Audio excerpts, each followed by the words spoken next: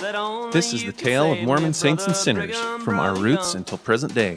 Saddle up. Gird your loins, lock your hearts, and pay your tithing, because we're bringing you the story of Mormonism in all its paradisiacal glory. It's the Sunstone History Podcast. Well, I've sinned so gravely, brother Brigham, brother Young. I've sinned so gravely, brother Young. Well, hello again, Brian. Hello, video listeners and watchers. It's YouTube time again. Look at us. We're on video. We're not disembodied ghosts. Brother Brigham presides at this meeting. He's asked that Sister Park conduct. You'll notice that I have nothing on my shirt because I'm an independent woman. So, Brian, we are going to talk about history. We're going to battle it over whose favorite period in history is the most best? important. The most interesting. We're going to get into that, but we have been recording a bunch of episodes, so if this is the first time you're joining us, we actually do this mostly as an audio only podcast.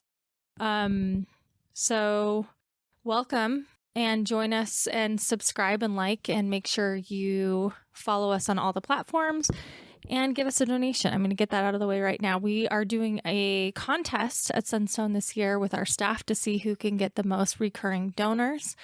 I want us to win. So go to sunstone.org, become a recurring donor, put this podcast in the subject line, and help us win our goal.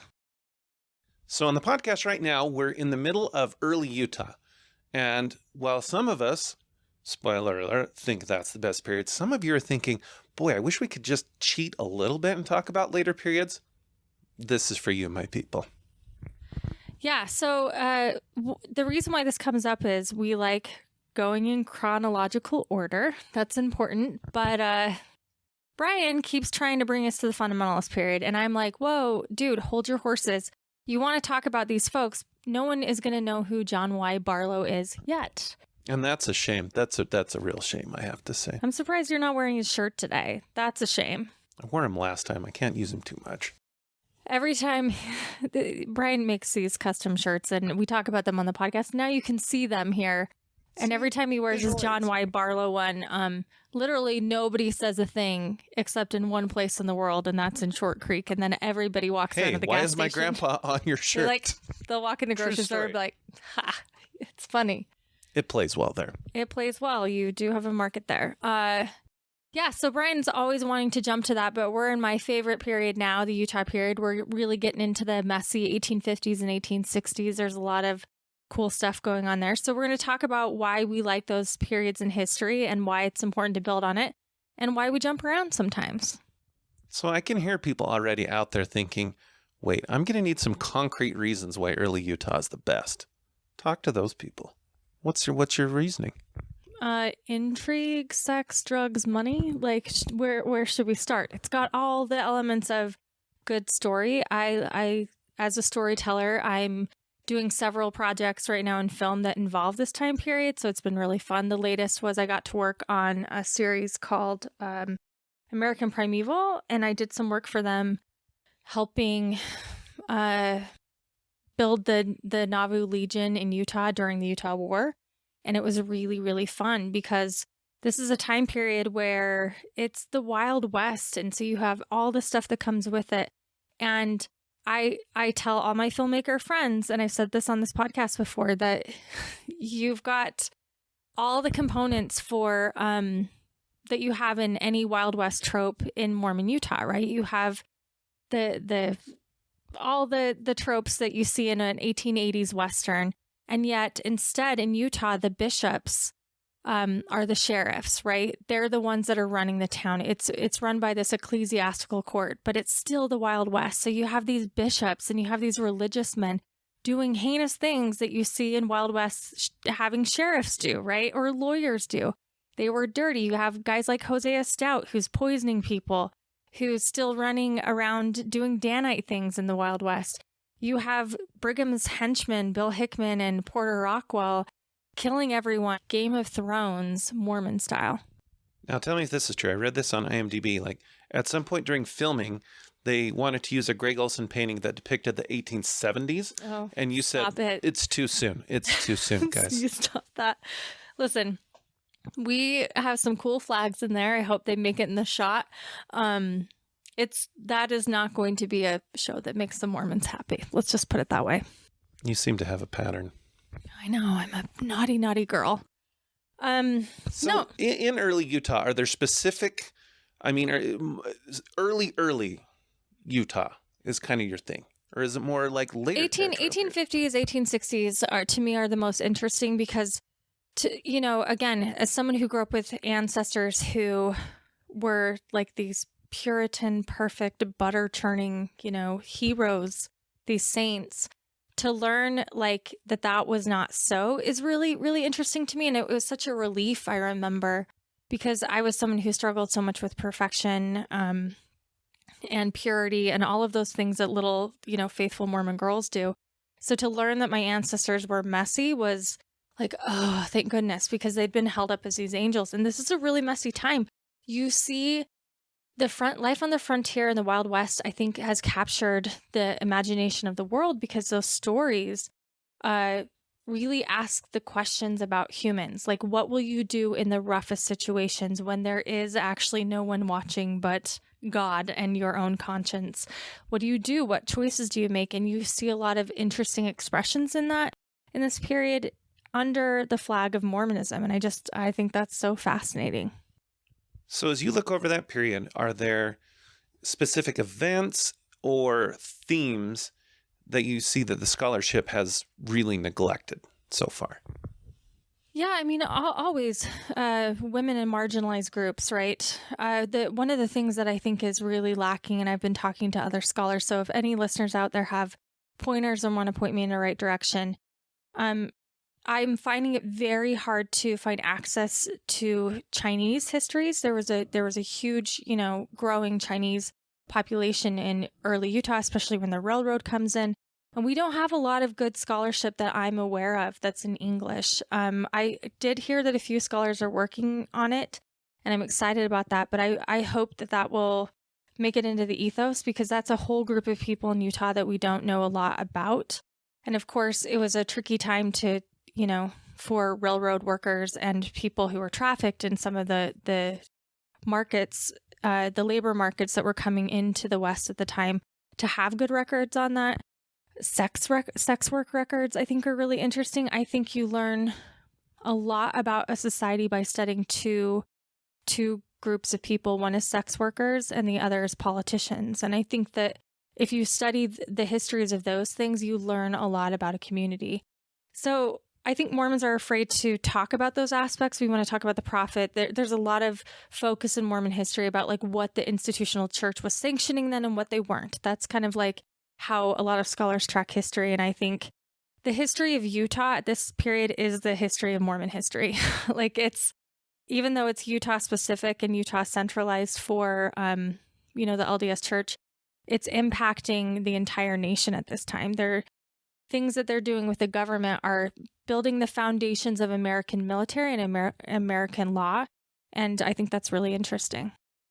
So, and you can think about a hymn if it gets too exciting, but looking ahead at the episodes we're going to do soon, what are some specific ones that are really exciting? I love all of it.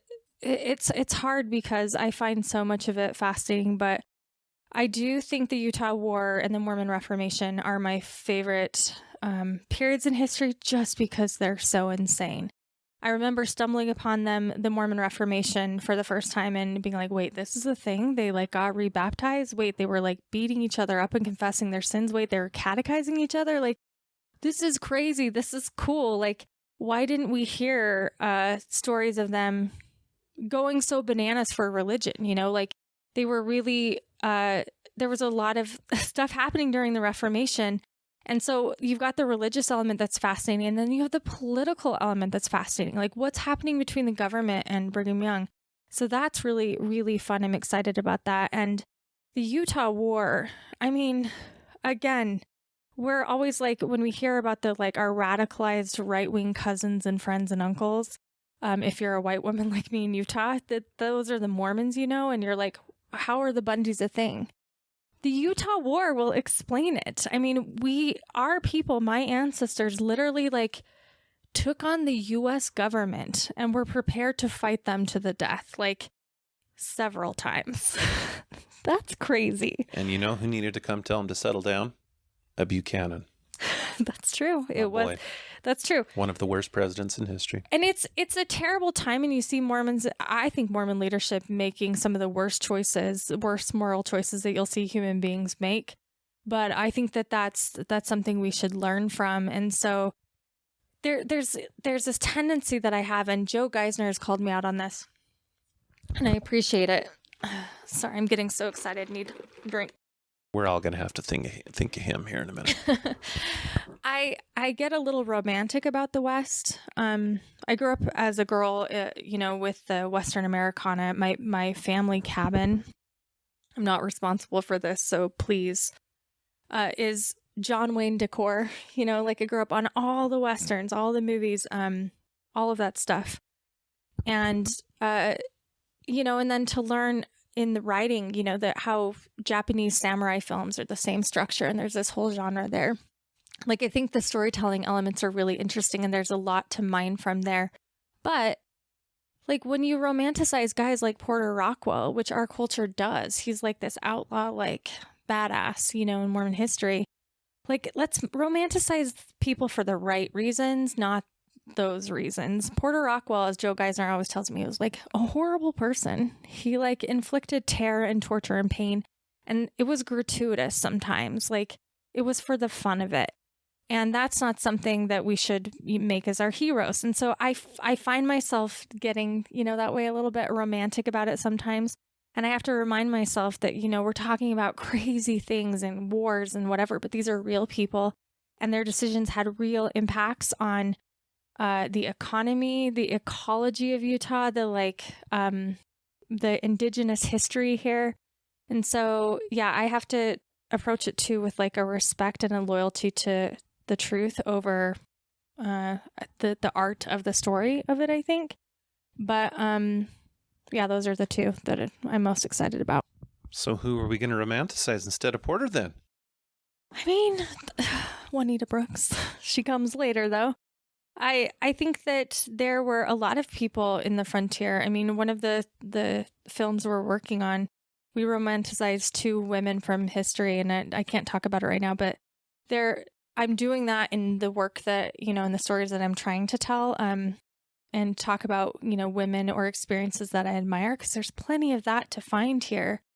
And so, Wait, this is the one where Susan Anthony comes to Utah and her and Emmeline Wells do the opium ring? Is that the one? Yeah, it's film noir. We're doing something new. No, I just think there's a lot to be romantic about in Mormon history, and that it's not in a harmful way, or it doesn't, disrupt the history. You can take the facts as it is. And, some of the ways that people did work together during hard times, I love the story of Southern Utah coming together. There was a lot of crazy stuff. There was a lot of zealotry, but the way that, families found ways to survive and work together on the frontier, and how to love people that were different, how to care for people they disagreed with. You see those moments come up in the history. I think that those are the lessons that I hope that we're bringing on the podcast to people. It sounds like we are. We get a lot of really nice notes saying that. And, I hope to do that with this history. On the podcast right now, we're talking about some heavy stuff. I'm not sure when this airs, but we're going to talk about the Indian slave trade, which is going on when the Mormons arrive in Salt Lake Valley. And that's like, there's nothing to be romantic about there, it was an awful, awful thing. And so there's a lot of that too. So I think it's hard to sort of, balance between, I think that's why there's a romanticization of Western culture, because some of it is so dark. And that's one way to either sort of gloss over it or deal with it, I guess. Now, unlike my brave, rustic underdog period, there's been a lot of writing about your period. Yeah. So who are some of the historians that have written about this time that you look to?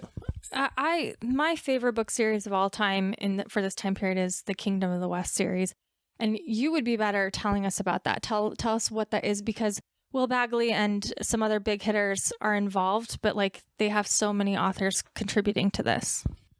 Yeah, Will Bagley starts this series, and it's documentary history, which I personally love. So you'll get snippets of primary sources, but then the context for it. Where does this come from? Who is this person? Why is it important? And it took on both huge themes. I mean, the second volume is essentially a history of Utah from 1847 up through statehood. That's a challenging book. You get ones on polygamy from Carmen Hardy, fantastic book. But then you get these really narrow slices of history, like the newspaper wars, and other things that are very specific time and place things. Wonderful series, some really, really good historians that were involved in that. Yeah, there's so much fun stuff on this time period. I mean, obviously anything Juanita Brooks did, I love. It's been an honor to go through her papers and read a lot of the diaries that she transcribed. And, that's why it's taken me so long, is I decided to read everything I could find that she had her hands on. And so that was really cool because I learned so much. My note lists are so intensive now to the things I want to talk about, because there's so many stories that you can find in these small pioneer histories too. And this is not very historical of me. This is very DUP Lindsay of me, but I love the Kate Carter pioneer stories too that she's collected. I read them with a different eye now than I did before I understood the history better. I also really like Todd Compton's A Frontier Life. It's a pretty thick biography of Jacob Hamblin, and I think it's good. Todd Compton, of course, is amazing, and this is a very thorough book. So I don't know. I think I'm going to be mad that you asked me this and think of 3 or 4 later. Do you have a favorite from this period? You have so many episodes to talk about these. You'll have plenty of chances. Do you like a book from this period? I'll tell you one that I have really enjoyed lately and we've talked about him, is the biography of John Bernheisel. And he's such a fascinating character, and it was so well written. This was one of those rare occasions where a dissertation was made into a book and it was readable. Thoroughly commendable for that. Really like that also, one. Bancroft's, I just remembered, it's pretty good. Bancroft's History of Utah.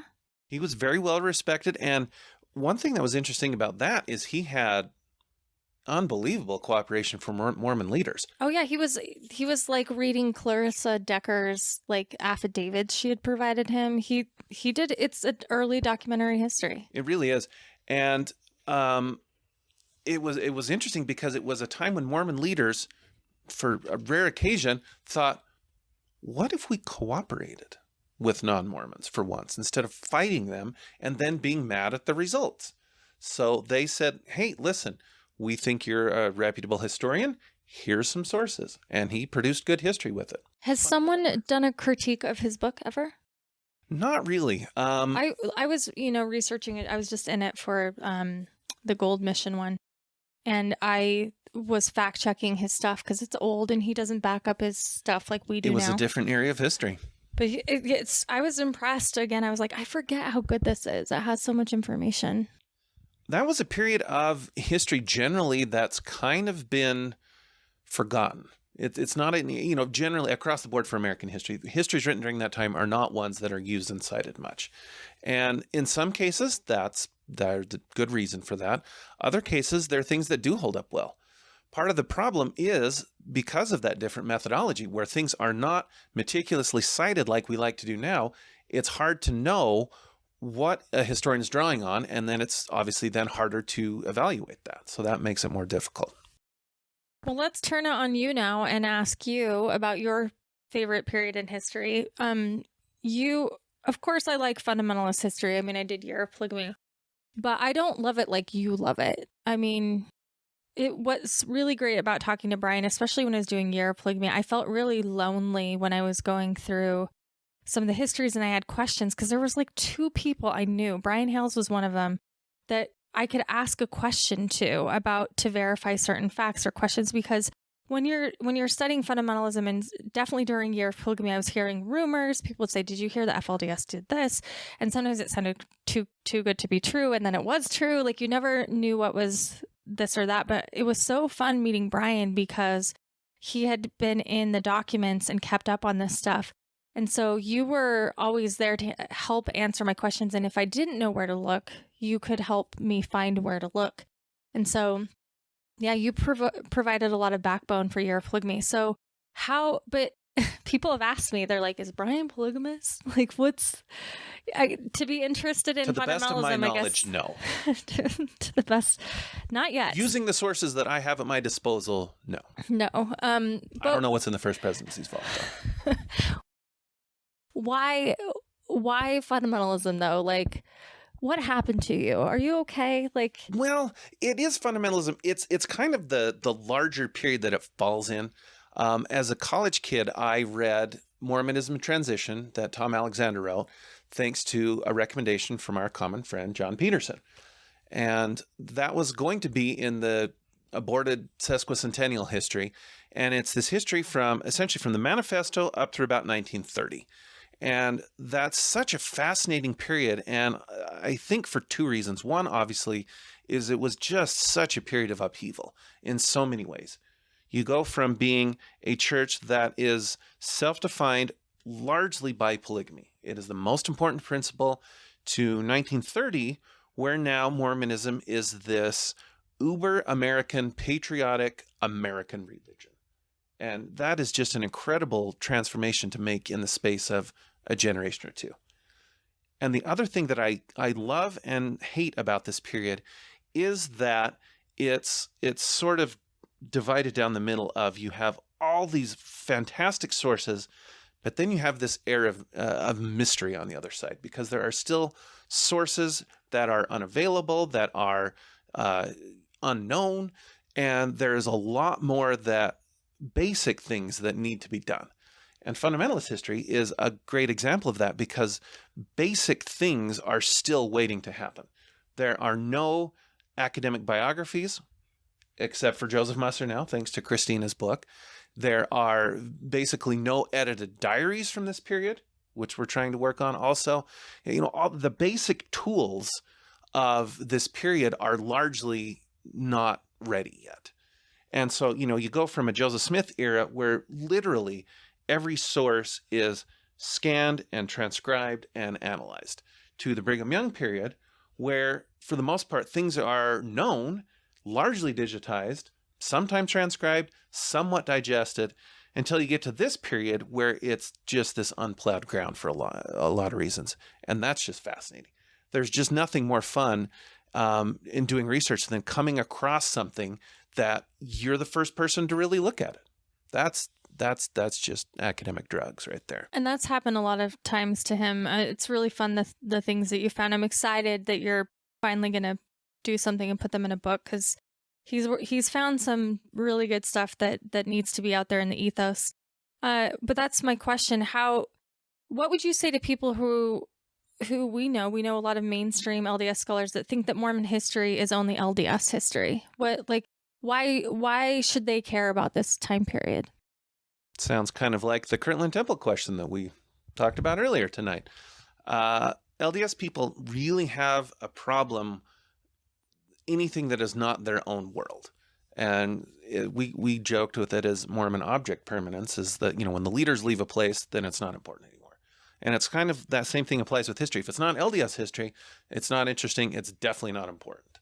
And that is a real bias within our community that is changing. We're seeing some progress on that, because reputable scholars are finally deciding to take this on. And so we're seeing hints of it. Obviously, Christina's work has been helpful. Chris Blythe has done some things along those lines. Ben Park treats it seriously.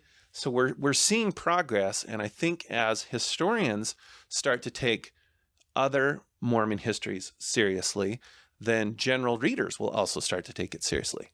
That's something I think people don't really realize, is historians have a huge impact on the legitimacy of things. If historians aren't talking about it, people then think, well, it must not be important then, because otherwise they'd talk about it. Well, and don't you think that this sort of convergence of true crime and Mormon fundamentalism that has become really popular in the last few years on social media, TikTok, and now it's, true crime documentaries. Do you think that that's forcing historians to take it seriously? Because, we see these depictions of Mormonism that don't reflect the typical LDS experience. And that's what the majority of the world is getting. And the response from the LDS community is to be like, that's misrepresented, but there's not a lot of desire to understand how they got there, you know? Yeah. It is kind of a double-edged sword because it does bring attention to it, but it also brings the wrong kind of attention largely. And that will only be fixed with more and better history. It's the only way that's going to happen. And that's the thing that takes a lot of time, and it takes dedication. And that's because a lot of the sources are unused, untranscribed, unfound. That takes generations of work to get that basic level done to where now good narrative histories, biographies, all these things can be written using that fundamental layer. And I just want to point out, as someone who's worked on true crime, that I think our LeBaron research was pretty good. And you have to do that. And, it does help when you can now say a name and someone's at least heard of it. You're like, oh, I've heard of that. That does sound interesting. Maybe you could tell me more of that. So, do you think we got anything wrong on the doc? You did have a Book of Mormon that was the wrong time period on the table. That was not my call. They didn't. I didn't get to recreation. consult on the shooting, but yeah. Well, and so much of that was obviously the later history. So yeah, well, so that's the thing that I also agree with you. Everyone wants the modern stuff, but even with Daughters of the Cult, to talk about the earlier stuff, like how the LeBarons got there, is so interesting. And those are the papers that you're in. Those are the lives that you're studying. So talk to me, or talk to us about who you think are interesting characters that we should know more about. I'll tell you who I think are fascinating are the women that married Rulon Allred.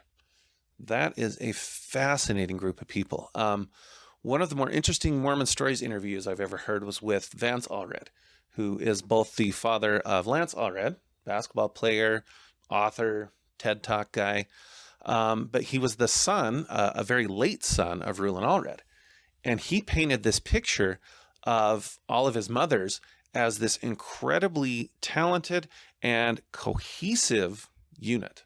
And they were looked to in the community as this they made it work. And I thought, and I watched that and it was fascinating. And not long after that, I got the chance to see in Sam Taylor's papers this fascinating collection of diary excerpts from all of them. Well, not all of them, most of them at the same time. And it was so interesting to see these were very strong personalities, and they did not always get along. And it was so interesting to see that was actually how their life looked like. And part of that story was when they went down to LeBaron land, and just a really complicated and unpleasant series of events for everybody. And so I walked away from that thinking, wow, those are some women who are very interesting to hear from. So our last video was interviewing Christina about her book on Joseph Musser, who is, of course, a Mormon fundamentalist, founder. He's one of the fathers of Mormon fundamentalism. Do you think his name is or should be as important as someone like Heber J. Grant or, an LDS prophet in sort of the spectrum of Mormon history? Definitely. I mean, it's certainly going to be on a smaller scale, but he was in his sphere someone of like a B.H. Roberts plus Heber J. Grant, because he's a leader, but he's also a writer and an influencer of thought. And his career stretches over decades and influenced, obviously, how fundamentalist Mormons saw the world. But as we've talked about this too, is he influenced how the LDS world thought about things, because he, more than anyone, forced LDS leaders to do something with their polygamous past. We can probably agree that it was not the best choice of how to deal with that polygamous past, but it was him that really forced that issue. Do you think that the LDS Church is largely a response to fundamentalism and vice versa, that they shaped each other in ways that are worth paying attention to for LDS mainstream scholars? Largely might be a little too much, but certainly very influential. And that was one of Christina's main points, is that is one of the reasons why he is worthy of being in a University Press series that is an introduction to Mormon thought, because he did force so many questions to be resolved. Whether that resolution was good or even helpful is certainly another question, but it certainly forced them to think about it at least. And it certainly caused the LDS Church to develop in ways that it definitely would not have had he and others not been there. And obviously there's a lot of factors in play, but after the Reed Smoot hearings at the turn of the century, when Kathleen Flake's book does a really good job of showing that as a watershed period of Mormonism going from that isolated parochial church to being this larger world-facing community.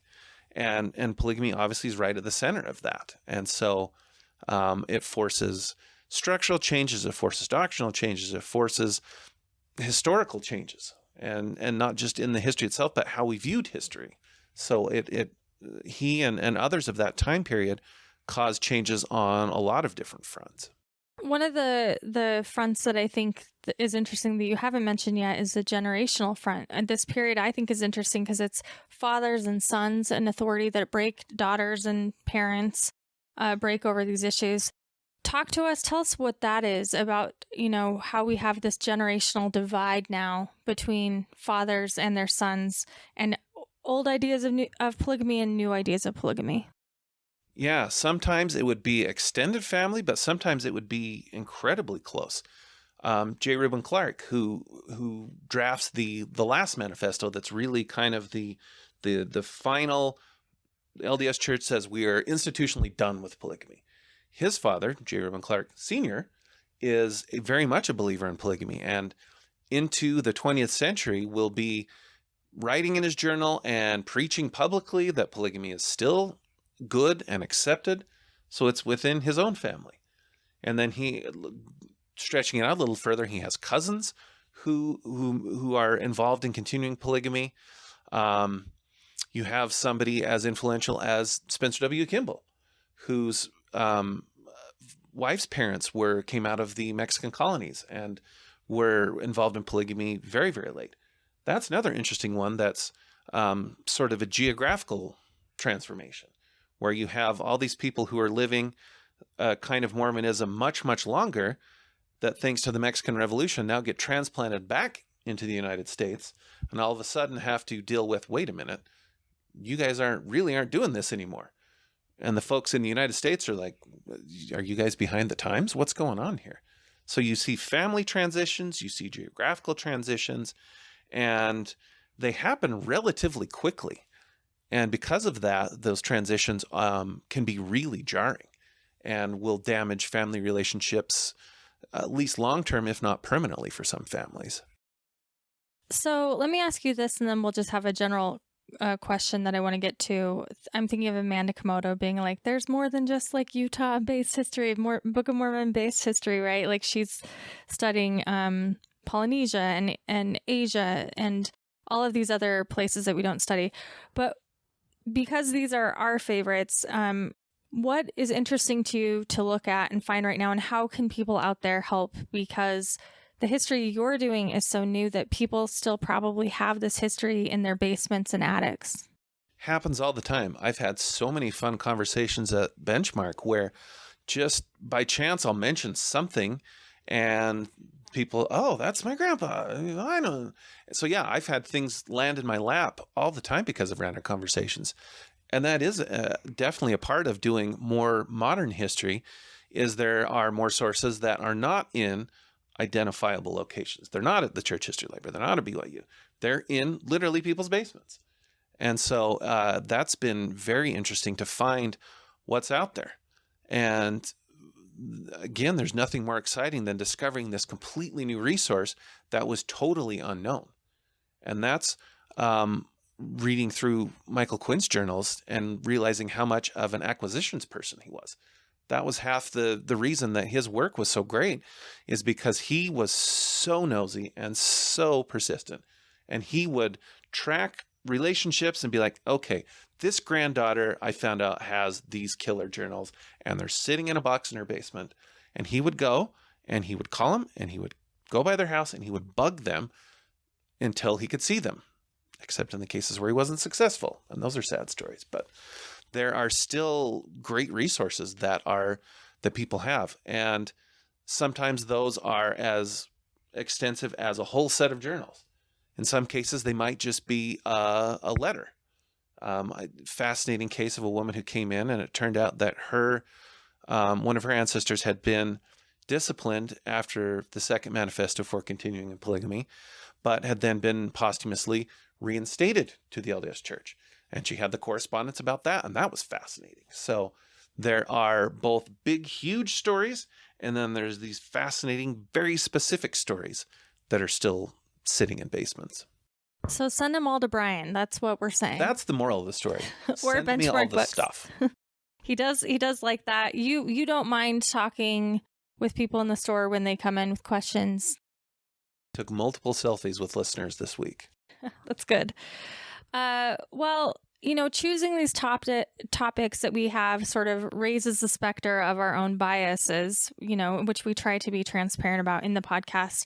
But do you think folks like Amanda Komodo have a point that, the history of Utah and up to Canada and down to Mexico, the Book of Mormon belt, that there's more to Mormon history that should be researched out there? Definitely. And even within that, I mean, John Dinger, and others have been very clearly showing that Idaho history has all these untapped, fascinating figures and avenues. So that's like still in the belt. I know, that's what I'm saying. But like even within that belt, I see. There's still more to go. But absolutely. And it's so interesting to see where interesting pockets of Mormon thought develop. You'll get like this group that's centered in this out of the way place that develops its own identity. And that's stuff like that is very interesting. And obviously more global Mormonism as well. That's what's really fun about Sunstone symposiums, to see, when my favorite and Bryan's favorite are when we meet the really nerdy people who have their real small niche like topic that they're into. And those all become our best friends. We all have this little network of people that know their weird little thing. And that's what I think is so fun about this history is, like you said, and even in Idaho, there's so much. I mean, Nevada, the history of Nevada alone, when we put it in the context of the West, is so unique with its history of land ownership and the government. And like that changes the culture, and that changes how Mormon response, reacts to different things. And so you can find little, corners in all of this history. And then you can go outside of the Book of Mormon belt, and you have, pockets of Mormons all along the trail back to Iowa, because it became this, this economy for a long time, this travel economy to come west. And then you go back to New York and the origins of Mormonism, and then you go globally. There's so much that needs to happen globally. That's like, if you speak a different language, if you served a mission, like maybe pick your little corner in Denmark or in China or wherever you speak, because there's a lot of documents waiting to be unearthed in this history. And I think it's a community history, one that everyone should participate in. Well, you know how it goes. We'll be in some weird collection of records and we'll see something and we think, ooh, who would like that? Is this person that's working on this topic. And that's fun, is to be kind of at the center of our generation of researchers and historians, and know who's working on what fun stuff that's new and exciting. I mean, I think that's what makes me good at my job, right? Like Sunstone allows me to interact with all of the best scholars on these subjects. And so that's like a real benefit to my position and working here and to our podcast. And I do think Sunstone is unique because it is the only place that I know of that you can go talk about all different kinds of Mormon thought. And there's not like this weird orthodoxy or weird politics around it. Every other Mormon space gets a little funny about fundamentalist history or whatever. We don't. And, we've taken some controversy for allowing fundamentalists to come to our conference to platform fundamentalists. But we've seen really expansive things happen because of it. And so it's just something that I believe in. I think that this history affects a lot of people, and bringing it up into the light is so important. And so many people are doing that. And like I said, globally, one of the things I get a lot for Year of Polygamy is I get a request to translate it into Portuguese or into Spanish, because now Mormonism is ballooning in the global south. It's going to become a history of all of the folks in the global south. What are those histories? What is that story of Mormonism? We don't hear a lot about it in our spaces. And I don't know, as they say, the field is ripe, I guess. Eu posso falar sobre a história em português, se precisamos. Except for... Be happy to do more Portuguese history. Let's go. You got shorthand. Do you know Latin? No, sadly, and that's why I can never be a good lawyer. Never. He'll never be a good lawyer, is letting us all down. Yeah, this is kind of our discussion for tonight. We wanted to make it fun, and we are going to be taking people's questions. So we get questions and emails and stuff, and we're going to start making those topics, and that's what sort of led to this one today. But you can send us, emails. We like to read those. Brian usually gets back to you. He tries. Questions like, will Brigham Young have game in heaven? Might be beyond the scope of our podcast, but other questions, sure. So thanks for listening.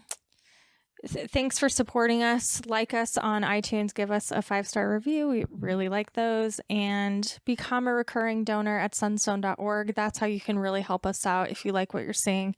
Sign up for a recurring donation. It can be $1. It can be $100. Whatever you can do to help keep this going. I want to get this guy paid. Can people pay in Kirtland Safety Society notes? We're going to find out on the podcast soon enough. As an offering for my sins, a smoking incense, Brother Young, a blood atoning for my sinning, Brother Young. 'Cause I sinned so gravely, Brother Brigham, Brother Young. I have sinned so gravely, Brother Young, that only you can save me, Brother Brigham, Brother Young. The song you heard today is called Brother Brigham, Brother Young by an artist, Corb Lund. Check out his music at corblund.com and consider giving a donation to sunstone.org to support this podcast.